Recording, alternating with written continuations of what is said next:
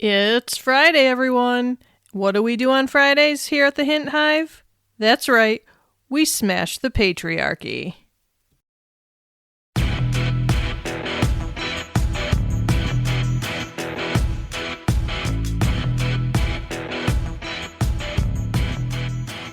Hello, my queens. Welcome back to the Hint Hive, amplifying women's voices.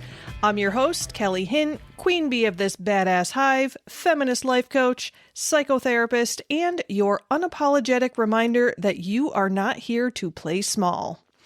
Today, we're unpacking something that's shaped how generations of women move through life: risk-taking. Or, more specifically, why women have been taught to avoid it at all costs.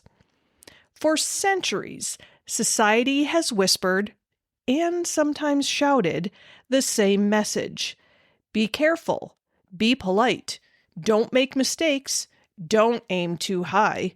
Don't be too much. We have been conditioned to believe that safety equals success, that girls don't gamble, and that stepping out of line comes with a price tag too high to pay. But what if that's the very lie that's been keeping us from our power? In today's episode, we're digging into the roots of this conditioning, how it's still running the show in women's lives today, and how you can break free from the mindset that equates risk with danger. We'll talk psychology, social patterns, empowerment, and I'll give you practical tools to start trusting your own leaps again.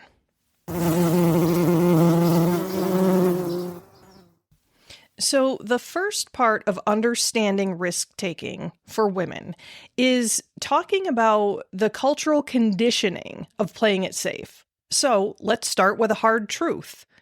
Women were not encouraged to take risks. We were actually punished for it. Historically, risk-taking was tied to leadership, exploration, and innovation, all traits assigned to men. Meanwhile, women were tasked with maintaining stability, emotionally, domestically, and socially. The message was clear: be the calm in the chaos, not the cause of it. In the 19th and early 20th centuries, when women did take risks, like pursuing education, voting rights, or independence, they were labeled rebellious, dangerous, or unfeminine. Risk became rebellion, and rebellion came with shame. Even now, this message sneaks into our everyday lives. A study from Harvard Business Review shows that women only apply for jobs when they meet 100% of the qualifications, while men apply when they meet just 60%. And it's not because women doubt their worth. It's because they've been taught that mistakes are fatal, that perfection is protection. And let me tell you, I am still trying to break my struggles with perfectionism, and let me tell you, it's no easy task, especially when my OCD is not being managed well. But that's a conversation for a different episode. Also, research from the Journal of Behavioral Decision Making shows that women, on average, are more risk-averse in professional settings. Not because they lack courage, but because they are judged more harshly for failure. A man who fails is seen as daring, while a woman who fails is seen as incompetent. And the cycle feeds itself. The more we avoid risk, the less practice we get at navigating uncertainty. The less we practice, the more afraid we become. It's not weakness, it's wiring. Wiring that we inherited from generations of women who survived by keeping the peace.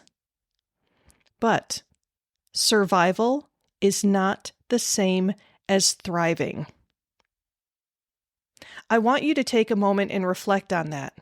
Hell, pause this episode and go deep because this is important. Are you thriving or just simply surviving every day? If it's the latter, maybe it's time to do something about it. Now, let's get real. Playing it safe has a cost. And it's not just emotional.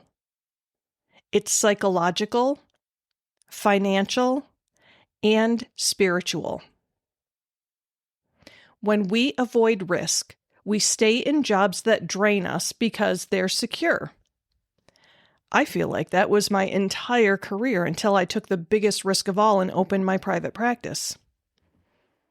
We also tolerate relationships that stunt us because they're comfortable, whether it's a romantic relationship or our friend circles. And then we also silence ourselves to avoid backlash because it's easier. How many times have you bitten your tongue because you just don't want to deal with the fallout of speaking your mind, of taking up space? Because it's easier. But ladies, easy is not empowering. Psychologist Albert Bandura's research on self-efficacy shows that our belief in our own ability to create change grows through action, not contemplation. Every time we take a leap, succeed, or even stumble but recover, we reinforce that belief that I can handle it. Now, when we avoid risk, we teach ourselves the opposite. I can't. And let me tell you, I have experienced this personally. The reason I feel damn invincible at times is because of my continued resilience to leap and move forward despite slamming my face into a wall at times. I do not feel failure. I feel challenges that I take up with kind of a sadistic type of joy. Go ahead. Tell me I can't do something, and I will prove you wrong every single time. And here's where it gets deeper. Risk-taking is not only an act of self-trust, it's an act of resistance. Every time a woman takes a risk, whether that's demanding equal pay, leaving a toxic relationship, or founding a company, she cracks open the narrative that says women should play small. Screw that. Courage is contagious. The more we see it, the more we believe it's possible. This is one of the reasons why I do this podcast. I'm trying to spread the contagion of female empowerment. But you know what? The reverse is true too.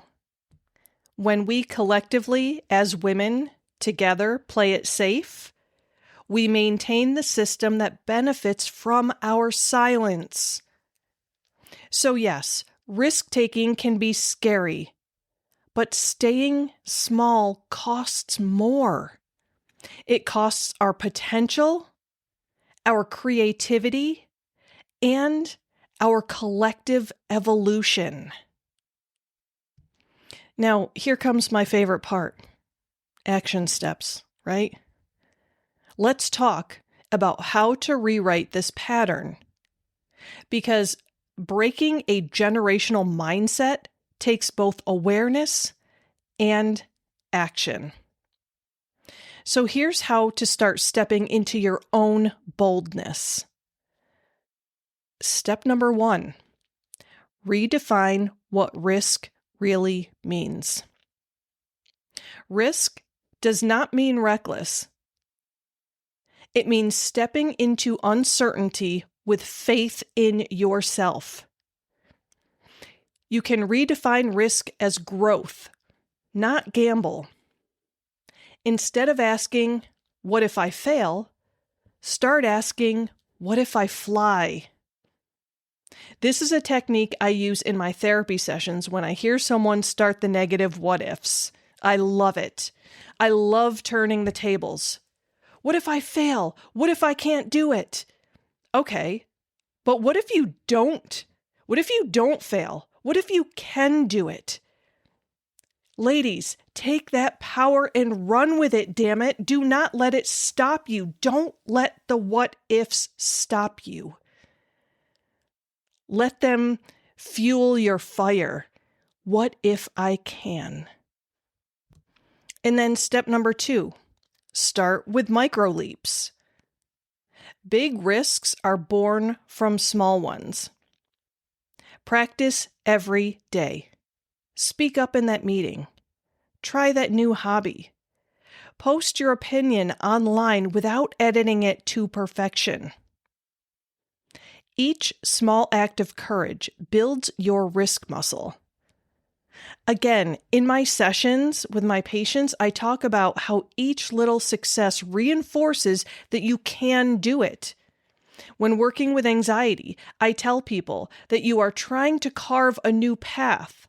So the more your brain sees that you can do it, the more it actually believes it, and you start moving forward and keep moving forward instead of staying stuck in fear.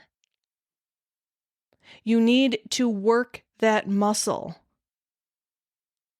Because the more you work the muscle, the more you believe in it, the more you strengthen it. Step number 3, expect and embrace discomfort. Growth feels like stretching, not sinking. Discomfort is not danger, it's data. It tells you that you are expanding. Breathe through it. You're not supposed to feel ready. You're supposed to feel alive. I literally just told a new patient on their consultation phone call yesterday that they needed to know that things could feel worse before they get better. Expect therapy to unearth some uncomfortable truths and feelings. But I'll be right there next to you, walking with you, encouraging you, and letting you borrow my strength if you need it. It truly is a beautiful process and one that I feel incredibly privileged to be part of. I cannot tell you how many times I have encouraged the people that I work with to step out of their comfort zone, and I see the angst on their faces, and they say to me, I can't do that. I can't possibly do that. And I encourage them and I empower them. And then they go do the thing that they were terrified of doing. And then I get to see the beautiful growth and change that happens within them. They find that inner power, that inner strength, and they go with it and they do more and more and more. I think of the women that I've worked with in therapy who have completed therapy and they're ready for the next big thing. And we start doing some coaching work because they have conquered those fears. Well, I shouldn't say they've conquered their fears. They have pushed through their fears and they are ready for the next step. They are ready to embrace that inner badass and take control of their life and do more. I'm telling you, change does not happen in your comfort zone. You have to get uncomfortable. When I decided to do this podcast, I was incredibly uncomfortable. Who the hell wants to listen to me, right? Even to this very day, as I sit here today recording this episode, I'm pushing myself out of my comfort zone. I don't want to do it because I am becoming vulnerable and opening myself up to criticism. I'm opening myself up to the hatred from people who don't like powerful women. But you know what? I pushed through it. And why? It's because of you. Because you are listening to me right now. And I believe that I can reach you and encourage you and empower you to do the thing that you're terrified of doing. And I want that. Risks be damned. Criticism be damned. I want to reach you. So I'm stepping out of my comfort zone and I'm doing something that I'm not comfortable with because I actually know for a fact that there are people out there who are listening that have been changed because I've heard from you. You've told me. And let me tell you, that validation means so much to me because it encourages me to continuously push myself out of my comfort zone, whether it's tackling topics that are very uncomfortable for me or it's just putting myself out there. So thank you. Thank you to every single listener out there who has told me that this podcast is important to them. You are pretty much the only reason why I keep doing this. Because every time I think, oh, nobody wants to listen to me talk, somebody sends me a message or tells me that that episode that they just listened to meant so much to them and it helped them to do the scary thing, or it helped to validate them, helped to validate who they are. And so I keep doing it. So I encourage you, embrace discomfort because it's telling you something. Step number 4, rewire the inner critic. You know, that voice that says, "Who do you think you are?" That's not truth. That's programming.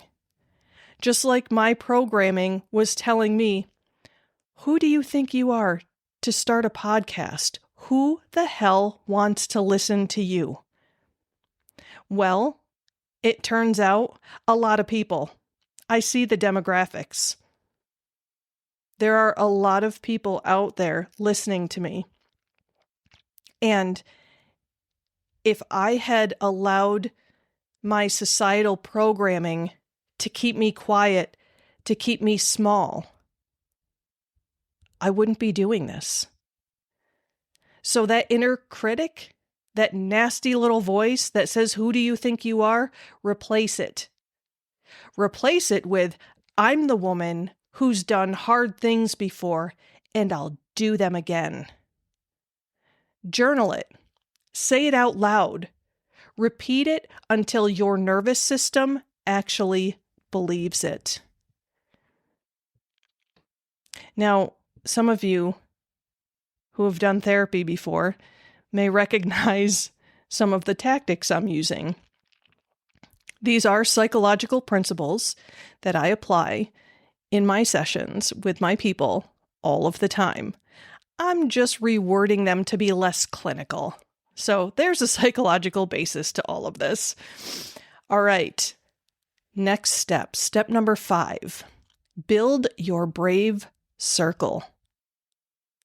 Because courage multiplies in community.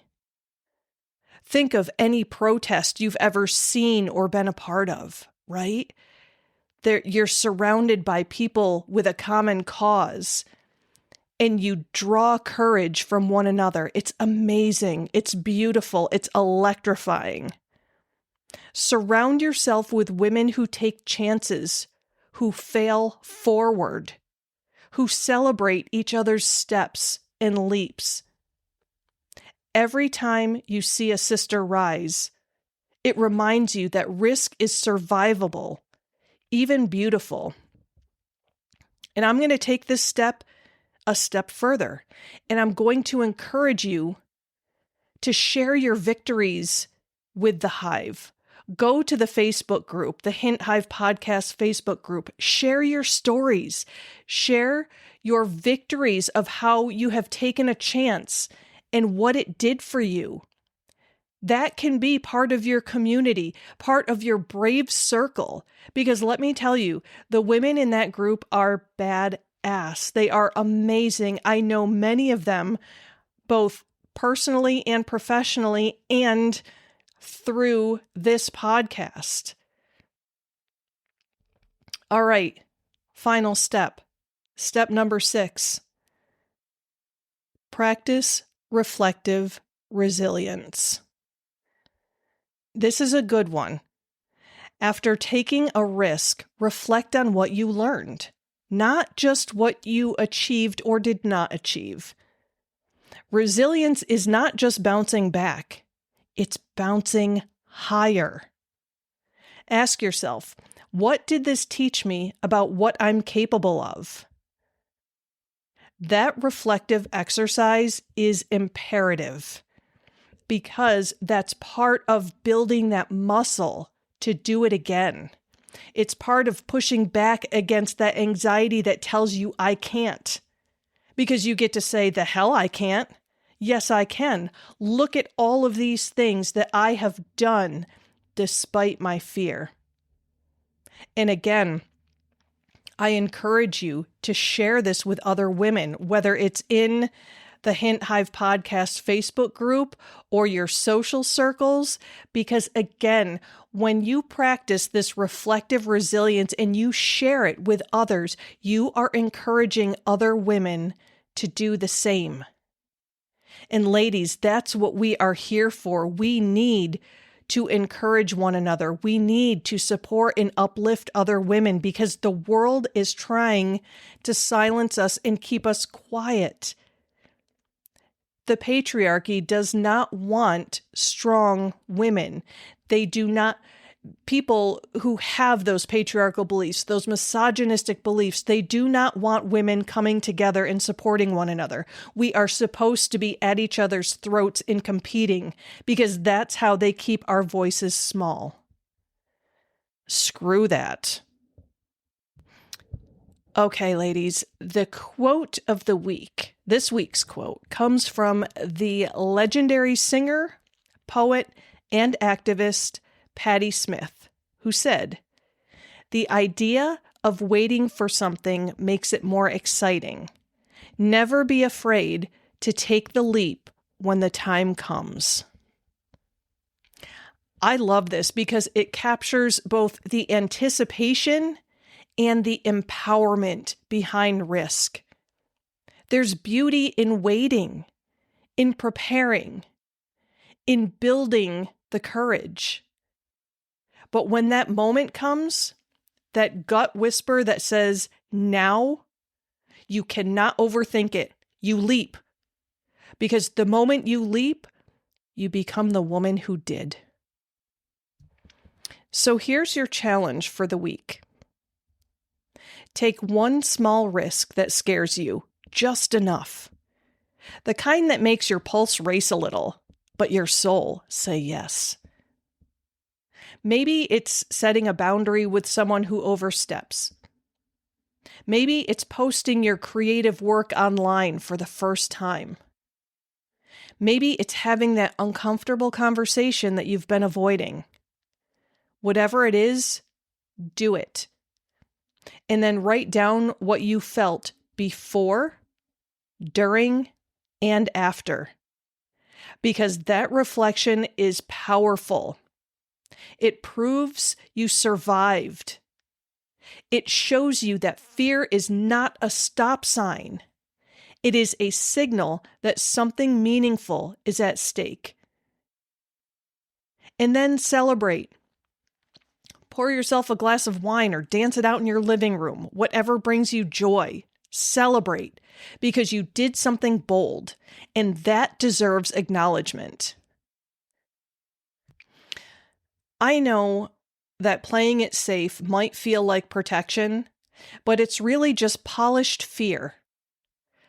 Comfort zones are cozy, but they're also cages. And you were never meant to live inside one. Risk is not recklessness. It's self-trust in motion. It is saying, I choose myself, even if I don't know what comes next.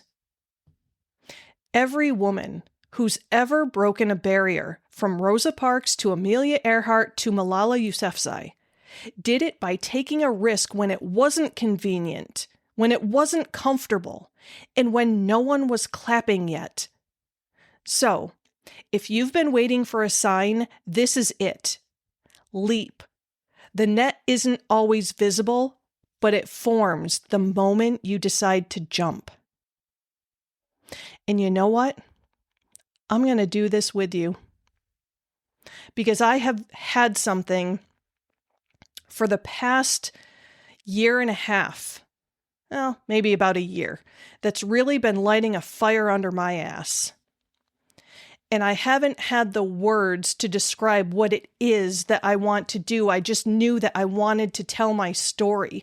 I wanted to share of myself with women, more so than I do in these little chunks of episodes. And I had this vision of me like standing on a stage and speaking to women, and I didn't know what that was.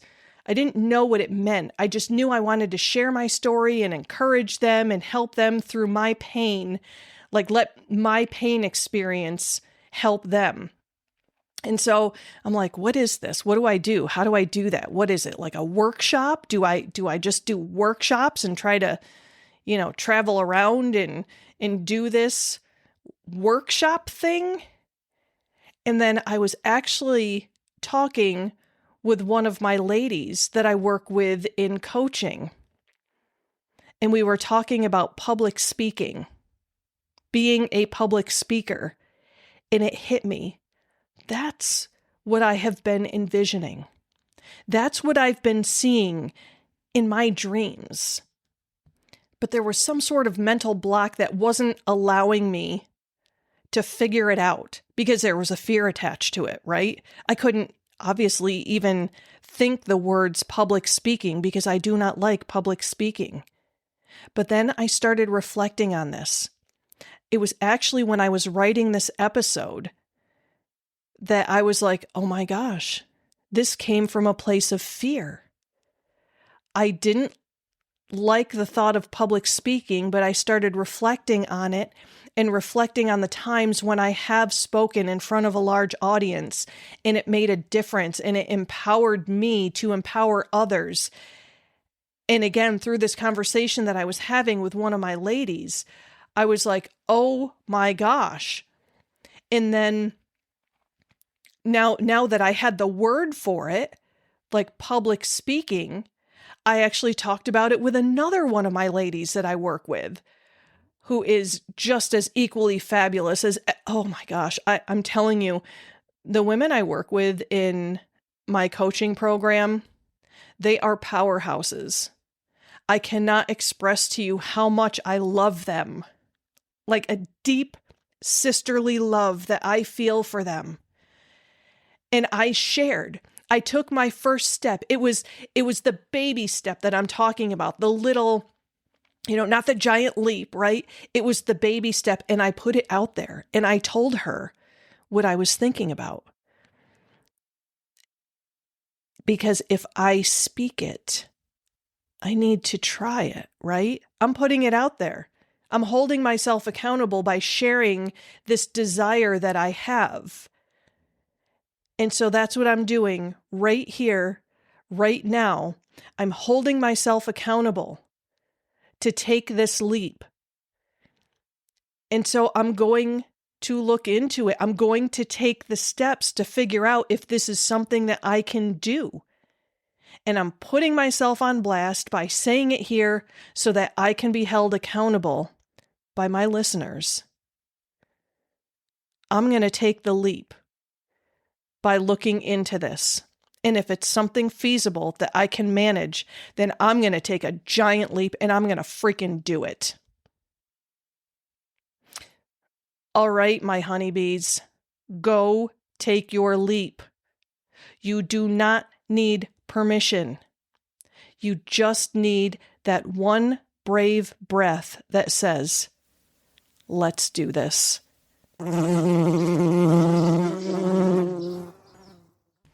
Whew, ladies, I'm not going to lie. I'm sweating bullets right now. I'm like literally sweating because I just put it out there that I'm going to do something. So That to me tells me that I will be leaping out of my comfort zone. So I encourage you to think about where you need to leap out of yours. And of course, if today's episode sparks something inside you, share it with another woman who's ready to stop playing small. Just like I did. Just like I shared my scary thing that I want to do that I am terrified to do. I'm sharing it with you in hopes that I inspire you to take a risk also, to take that leap. And if you haven't yet, hit follow on the Hint Hive Amplifying Women's Voices wherever you get your podcasts so you don't miss an episode. And join our Facebook community for extra inspiration, discussions, and resources designed to help you live out loud, boldly, without apology. Until next time, ladies, stay bold, stay brave, and keep amplifying your voice.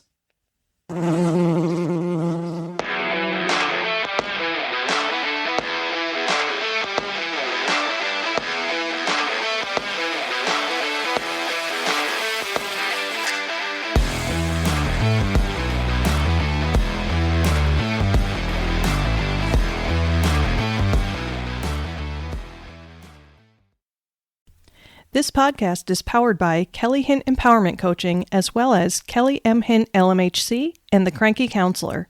To find out more about coaching services, head over to CoachKellyHint.com.